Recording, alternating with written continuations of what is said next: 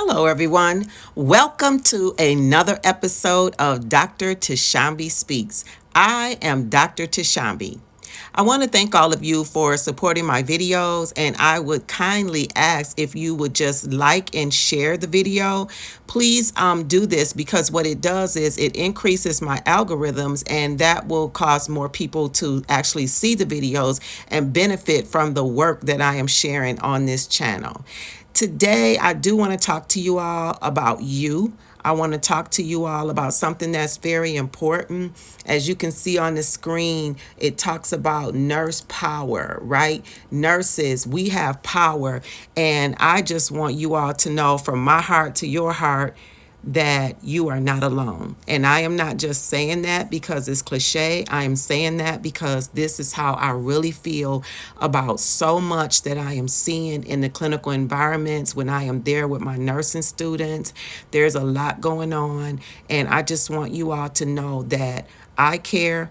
That's part of the reason why I stay in clinical. I really don't even do lectures anymore. I just feel like if I'm there with 8 students, that is an opportunity for me to be able to help the nurses on the unit, in spite of the fact that we are short, in spite of the fact that we have lost a lot of really good nurses since COVID's inception.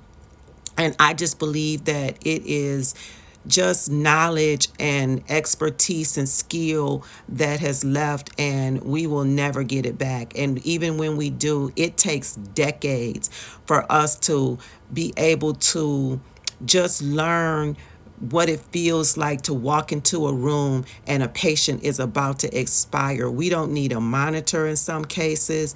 We didn't need to put our hands on them. It was just a feeling that we got in our gut. And those things are called intuition.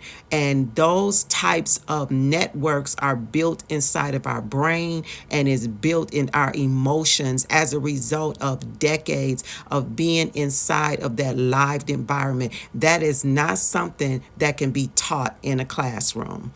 So I want to move on to what I'm focusing on today. And as I stated, I want to talk about nurse power. I did read a research article prior to be coming on to share on the channel, and I looked at this particular article. In their introduction, it says in most medical institutions, nursing departments is one of the largest parts of the hospital staff. They make up typically 40 to 60% of all the human resources. Out of all the departments in the hospitals, nurses may get exposed to the most amount of pressure. Did you hear that? We are exposed to the most amount of pressure, and we all know why, because we're the ones that spend the most amount of time with the patient. We don't get to do rounds and be on the unit for 5 minutes. We are there with the patients for anywhere from we can do 4-hour blocks, and we can stay as long as 16 hours. This pressure may cause dissatisfaction among nurses. Besides the dissatisfaction, the pressure or this pressure that is caused, it can cause nurses to feel exhausted. And there are a lot of studies that provide that job stress, dissatisfaction, and burnout is among the highest among nurses. For these reasons, among all hospital staffs, nurses need to be empowered to be effective for our patients. And so how many times do we feel like we have good ideas? We put our ideas out there. Sometimes they're not received because of budgetary constraints, or maybe because someone just doesn't believe that it's a good idea, despite the fact that we are there in the environment and we do tend to know what works because nurses are there, as the article stated, for the longest amount of time. So this was a qualitative study that was done. We all know that a qualitative study basically is a study where the researcher takes the words of the participants and they look at what their narratives are speaking about, and they hold those narratives to be true because of what? It is their lived experience. No one can take your lived experience away from you. It doesn't matter what the research, what data shows. We all have our lived experiences. And so this is what qualitative data looks at. So the results of the study showed that job powerlessness among nurses, it basically originates from us being concerned with physicians, their orders, financial dissatisfaction. Maybe some of us feel as if we're not being paid. A lot of us, I would say, feel that we're not being paid what we deserve. And one that kind of stuck out to me, even though this article was printed or researched before COVID, I found it interesting that it said one of the things that can cause us to feel fluid or can cause us to feel powerlessness is the fluid situation associated with the patient. So that really means that we don't know. You know how you come to work and you start out with a certain amount of patients and you have a discharge and you get another admit, or maybe you get a transfer or someone codes and they go to the unit, and before you can even recover from that, you're being told that you're up for the next admission. This fluid situation can cause us to feel a sense of powerlessness. And in this situations, nurses choose different strategies in order to make them feel that they do have some degree of power. And I do want to read, if I was doing a nursing care plan on us as nurses, I would select a nursing diagnosis called powerlessness. And the actual nursing diagnosis itself, it speaks about the lived experience of lack of control over a situation, including a perception that one's actions do not significantly affect the outcome. Have you ever felt like that? Have you ever felt like no matter how much you work in a 12-hour shift or a 16-hour shift, do you ever feel like you can never ever get your arms around the situation? You feel as if nothing that you do is ever good enough because your patient in some cases are so sick, and in some cases your patient just doesn't understand, and in some cases we do have people who tend to make us feel ungrateful for the hard work that we are doing.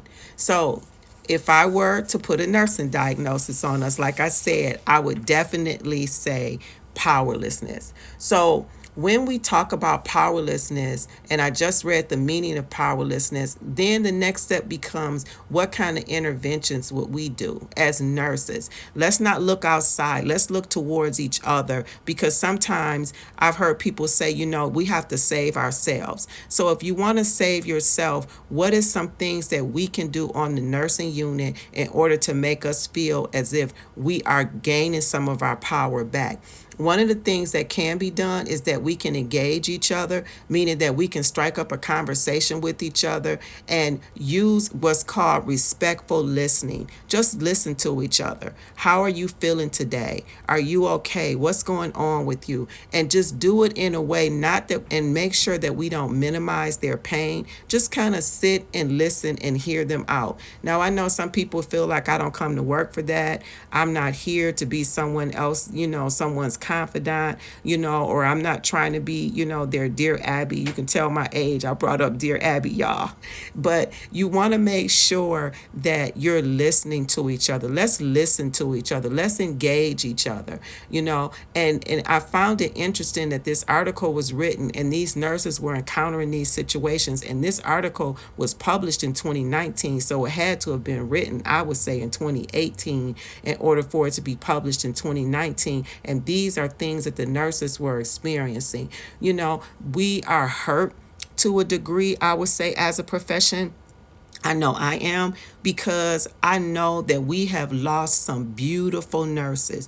We have lost nurses that would take you by the hand as a brand new novice nurse and they would show you how to get it done. I know we have this saying among us that nurses eat their young, and that is true to a degree, but I will never ever take away from the fact that there are nurses out there who are old school nurses who have been nursing for a long time. That's what we mean when we say old school. They've been nursing for a long time and they have some very rich ways of getting some positive outcomes when it comes to the patient. And guess what, y'all? We have lost that. We have lost it. And as I said earlier, we'll get it back, because I know that we have some wonderful brand new nurses. And when I say brand new, I'm talking about nurses who have been practicing for 5 years or less. That's my belief of what a brand new nurse is, even though they try to make it seem like you're old after a year. But it takes time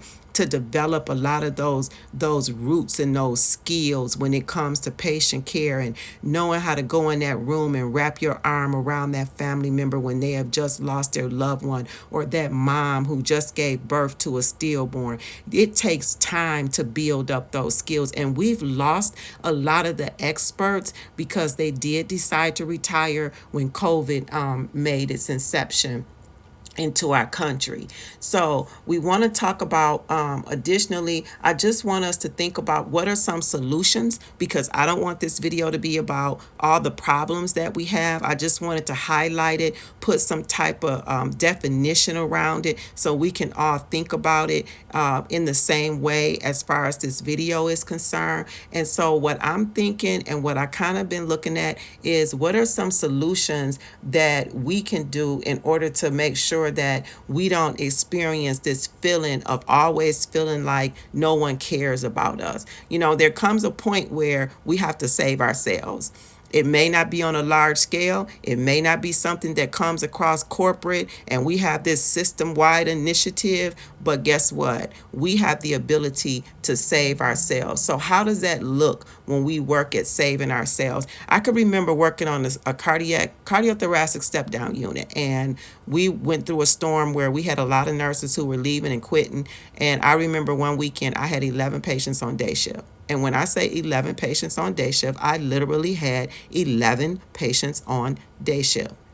And I'm talking about people who had chest tubes, people who had, open heart surgery and their incision was infected and they had a Jackson Pratt coming out of their chest. We worked. And you know what we did? We just made a decision that we were going to stick together and we were going to work together.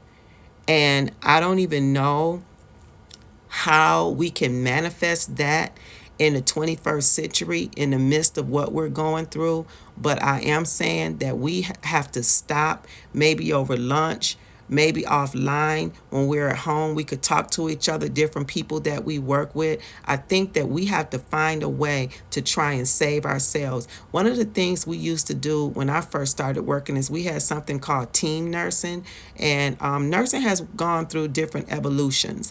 We've had team nursing, we've had patient focused care. Some people might remember that.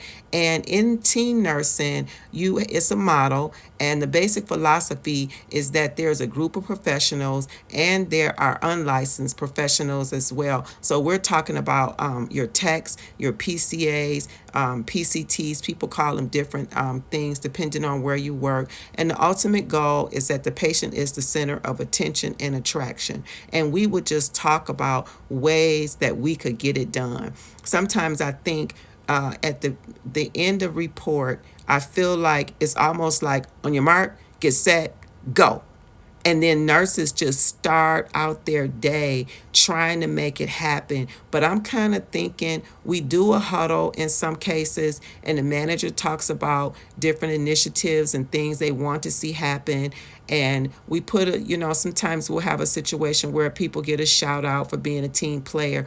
But then I think once you get your assignment, I think it might be beneficial if you talk with the tech that you're working with, or maybe you and another nurse and that particular tech, you all can kind of come together. Of course, with the approval of your manager. I don't think you're making any policy changes. You're just basically talking about how you can work together to get it done, and maybe get a plan in place and just talk about how you're going to get it done. I can remember I used to work 11A to 11P, and when I would come in at 11 o'clock, they would have me pass meds, only the scheduled meds, on a particular group of people. And they kind of use that as a way to kind of break up the workload so nurses could chart.